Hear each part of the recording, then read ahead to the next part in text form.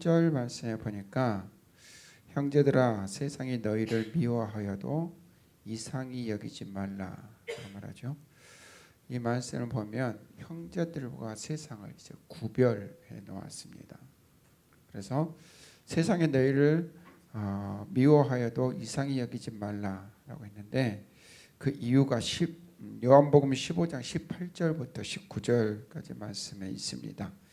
우리 요한복음 15장 말씀을 한번 같이 보죠. 요한복음 15장 18절부터 19절.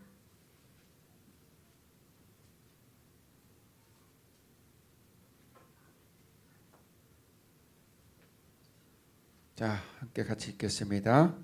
자, 시작.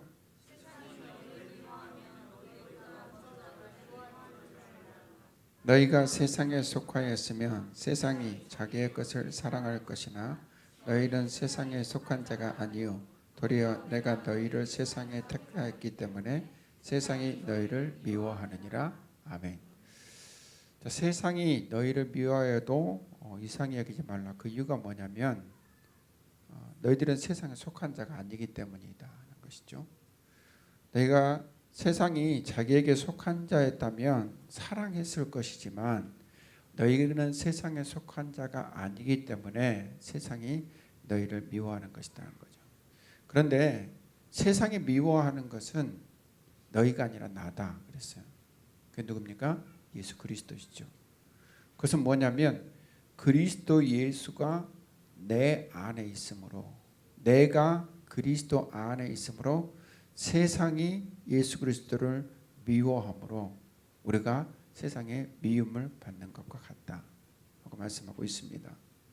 그러니까 세상이 우리를 미워한다는 것은 어떻게 보면 우리에게는 더 분명한 증거가 되는 겁니다. 어떤 증거입니까? 나는 세상에 속한 자가 아니구나.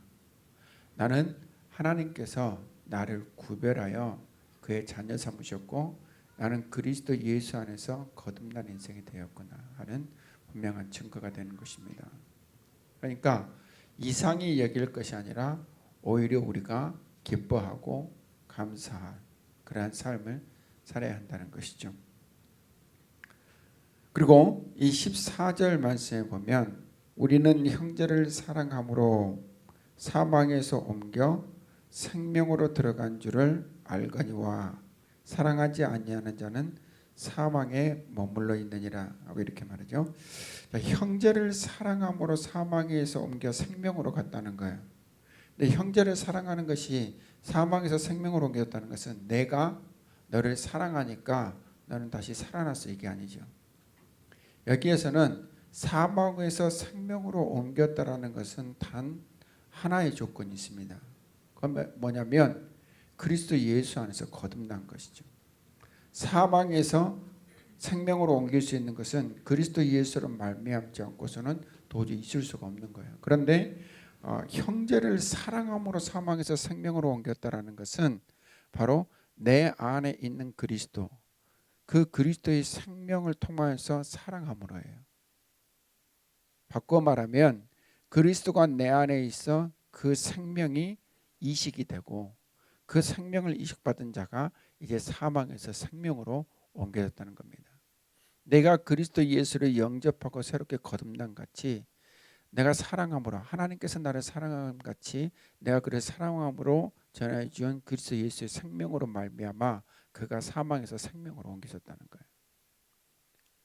이처럼 사랑하지 아니하는 자는 사망에 머물러 있느니라 하고 이렇게 말하고 있는데 사랑하지 아니하는 자는 사망에 머물러 있다는 건 상대방을 말하는 것뿐만 아니라 사랑하지 않은 것은 내 안에도 아직 무엇이 없는 거예요? 생명이 없다는 것을 말하고 있습니다. 하나님께서 나를 사랑하셨기 때문에 그의 사랑으로 말미암아 내 안에도 사랑이 있어야 하고 그 사랑의 행위를 통하여서 생명이 이식되어야 함에도 불구하고 그러한 것들이 일어나지 않는다면 내 안에도 생명이 없다. 곧 그리스도의 사랑이 없으므로 너에게도 생명이 없고 네가 이식해줄 그러한 생명조차 가지고 있지 않음을 우리에게 말씀하고 있는 겁니다. 여러분 이 말씀이 어떻게 보면 굉장히 복잡한 것 같지만 굉장히 단순한 거예요. 뭐냐면 그리스도가 내 안에 있으면 나는 생명이라는 것이죠. 그리고 내가 그 생명을 이식해 줄 수 있는 자가 되는 건데, 이것이 그리스도 곧 하나님의 사랑으로 말미암아 이루어진 은혜다 하는 것을 우리에게 말씀하고 있습니다. 그리고 15절에 그 형제를 미워하는 자마다 살인하는 자니 그랬죠. 여기서 미워하다라는 것은 사랑의 반대말과 비슷한 거예요. 사랑의 반대말은 미움이라고 생각하는데 실은 사랑의 반대말은 무관심이죠. 무관심.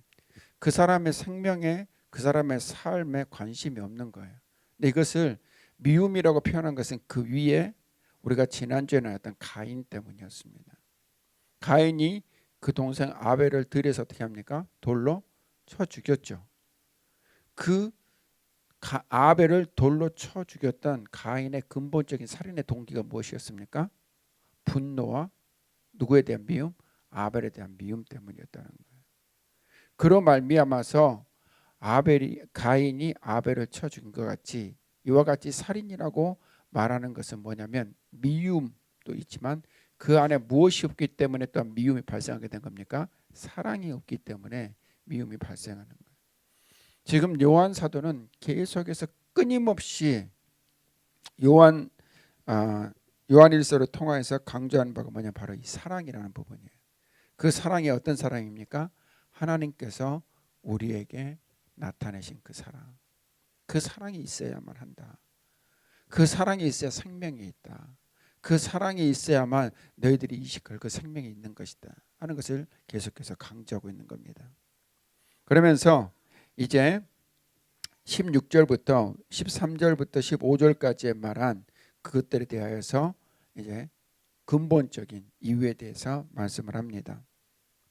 그가 우리를 위하여 목숨을 버리셨으니, 이게 뭐예요? 하나님께서 우리를 향하신 그 사랑이었죠. 우리 한번 말씀 봅시다. 로마서 5장 8절 말씀.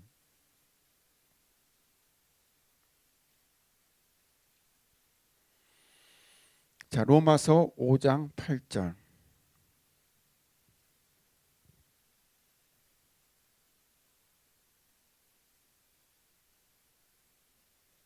함께 같이 읽습니다.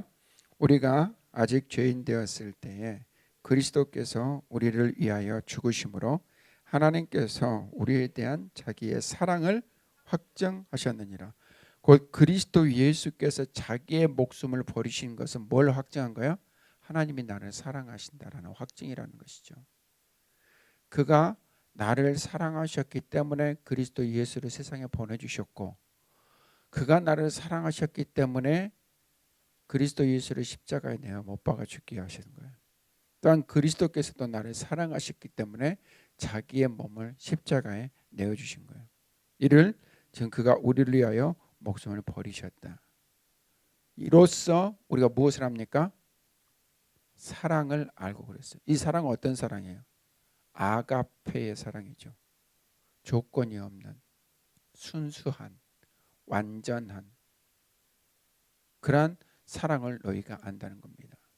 이것은 그리스도께서 나를 위하여 죽으셨으니까 하나님께서 나를 사랑하셔 하는 그러한 지식이 아니에요. 이건 뭡니까? 경험인 거죠. 야다라고 합니다. 야다. 안다는 것이 나를 지식이 아니라 경험적으로 내 안에 그저 스며드는 삶이 되는 거. 그걸 야다라 그래요. 그것을 너희들이 알게 되었다. 누구로 말미암아? 그리스도 예수를 믿음으로 말미암아 너희들이 그 사랑이 무엇인가를 알게 되었다는 것이죠. 마치 우리의 삶의 습관인 것처럼, 우리의 삶의 일부분인 것처럼 너희들은 그 사랑을 아는 자가 되었다 하고 말씀합니다. 알 뿐만 아니라 우리도 형제를 위하여 목숨을 버리는 것이 마땅하니라 그랬죠. 곧 너희가 그리스도 예수로부터 받은 그 사랑을 이제는 동일하게 너희들이 행할 때가 되었다는 것입니다. 그런데 목숨을 버리는 것이 마땅하다라고 말했던 이유가 뭐냐면, 복음을 증거하는데 목숨을 걸지 않고서는 그때는 감당할 수 없었기 때문입니다. 그렇기 때문에 너희들이 그리스도 예수께 받은 그 사랑을 이제 이식하고 증거하기를 원한다면 그들을 사랑하는 마음으로 너희의 목숨을 걸어라 그 말이에요. 너희의 목숨을 걸어라. 복음을 증거하는 데 있어서 너희에게 생명의 위협이 있다 할지라도 두려워하거나 피하지 마라. 오히려 당당하게 그것에 맞서라 하고 말합니다. 여러분, 그때 당시 이와 같이 목숨을 걸어야 할 이유는 두 가지가 있었어요. 그 첫 번째는 무엇이냐면 로마의 압제 때문이었죠. 그러니까 그 외적으로는 그 로마의 압제, 황제 숭배 사상에 젖어 있었던 그 로마의 압제로 말미암아서 그들은 복음을 증거하는 데 있어서 생명을 걸어야 했고, 그리고 유대인들의 핍박, 내적으로는 유대인들의 그 핍박을 견뎌내는 생명의 위협이 그들에게 있었다는 말입니다. 하지만 아무리 그러한 위협들이 너희 안에 있었다 할지라도 너희가 그리스도 예수의 사랑을 아는 자가 되지 않았느냐, 그 결과가 무엇인지, 그 사랑이 무엇인지 너희들은 아는 자가 되었으므로 그 사랑을 위하여 너희의 목숨을 걸어라. 그거예요. 왜냐하면 그 사랑을 위해서 너희의 목숨을 거는 것이 바로 하나님께서 너희에게 보여주신 그 소망보다 귀하지 않다는 것이죠. 바울은 무엇보다도 이것을 몸으로, 삶으로 실천했던 사람이었습니다. 그가 예루살렘으로 갈 때 많은 사람들이, 바울을 잘 아는 사람들이 다 뭐라고 했습니까? 당신이 예루살렘에 가면 이런 일들을 겪게 될 것입니다. 배반을 당하고 묶임을 당하고 넘겨줌을 당하고 그리고 결국에는 죽게 될 것입니다 라고 계속해서 눈물로 호소하면서 못 가게 했어요. 그때 바울이 하나님께서 맡기신 그 사명을 감당하는 것과 바울이 그리스도 예수께 받은 그 사랑으로 말미암아 자기의 목숨을 버리는 것에 대하여서 무엇이라고 표현합니까? 너희가 어찌 울어 나의 마음을 상하게 하느냐 그랬죠. 그러니까 바울도 알고 있었던 거예요. 이미 성령을 통하여서 들었던 거죠. 하지만 주께서 맡기신 사명을 내가 감당함에 있어서 나는 내 목숨을 조금도 아까운 것으로 여기지 않는다. 목숨을 건 거예요. 여러분, 세상에서 제일 무서운 사람이 누굽니까? 목숨 아까운 줄 모르고 덤벼드는 사람이죠. 죽음을 각오한 사람이에요. 이러한 자들의 세상이 감당하지 못할 자라 말씀한 것입니다. 너희들이 목숨을 걸면 능히 하지 못할 일이 없다. 그 말하는 거예요. 이왕 걸 목숨, 복음을 위해서 너희들의 목숨을 걸어라. 주께서 너희를 위하여 그렇게 죽지 않으셨느냐 그겁니다. 이 시대에 우리의 목숨을 요구할 만한 그런 복음의 현장이 있는지는 모르겠습니다. 물론 선교지에서는 있겠죠. 이 시대를 살아가는데 저와 여러분들이 목숨을 걸 만한 복음의 현장은 아니더라도 저와 여러분들이 이 복음을 증거하는 데 있어서 우리의 삶이 온전히 주 앞에 쓰임받는 그런 삶이 되기를 원합니다. 자기의 목숨을 거는 것과 같은 헌신, 자기의 목숨을 거는 것과 같은 충성, 그것이 저와 여러분들에게 있기를 간절히 소망합니다. 이것이 첫 번째 그 사랑이었어요. 너희들이 나타내야 될 사랑, 받은 그 사랑을 나타낼 것. 두 번째로는 17절 말씀에 보니까 누가 이 세상의 재물을 가지고 형제의 궁핍함을 보고도 도와줄 마음을 닫으면 하나님의 사랑이 어찌 그 속에 있겠느냐. 그러니까 너희들이 사랑을 받은 자로서 나타내야 될 사랑이 목숨을 걸고 복음을 증거하는 것과 함께 무엇이 있습니까? 너희의 재물로 궁핍한 자를 도와라 그겁니다. 너희의 재물로 궁핍한 자를 도와라. 왜 그렇습니까? 그들의 안에 하나님 아버지의 마음이 있기 때문이에요. 가난한 자들을 돌아보시고 가난한 자들의 그 아픔들을 아시는 아버지의 마음, 그것을 너희들이 안다면 그가 받은 그 사랑을 그들에게 나타내고 증거하는 것이 당연하지 않느냐. 그런데 자기의 재물을 가지고 궁핍한 사람을 도와줄 때 반드시 잊지 않아야 할 한 마음이 있어요. 뭡니까? 그리스도 예수의 이름으로 하라 이겁니다. 그리스도 예수의 이름으로 하라. 궁핍한 자를 도와주로 말미암아 그 감사를 내가 가로채지 말고 그 영광을 내가 누리지 말고 누구의 이름으로? 그리스도 예수의 이름으로 하여 그가 누구에게 영광을 돌리게 하라? 하나님께 영광을 돌리게 하라 말씀하죠. 여러분, 재물이라는 것은 특별히 이 시대에는 어떻게 보면 절대적인 위치를 차지하고 있죠. 물질 만능주의 시대라고 말하고 있습니다. 곧 돈이 모든 것을 다 할 수 있다라고 믿는 그 시대에 살아가면서 재물을 통해서 아버지의 마음을 나타낸다. 이것은 어떻게 보면 어려운 일일 수 있어요. 하지만 이 재물에 관하여서 우리가 하나의 믿음의 고백을 가지고 있다면 우리는 능히 이 일을 감당하게 되는 줄 믿습니다. 그것은 뭐냐면 한번 따라해 봅시다. 모든 것이 주께로 말미암았다. 아멘.